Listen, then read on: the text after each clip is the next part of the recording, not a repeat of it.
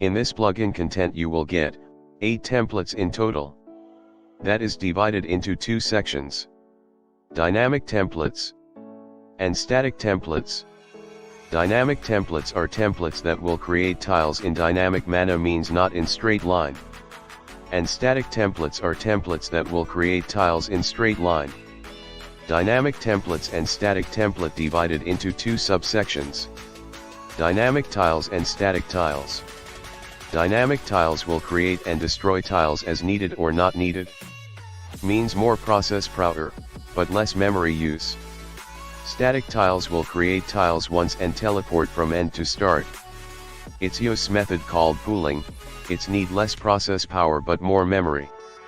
All the templates are available in both coding method, blueprints, and C++.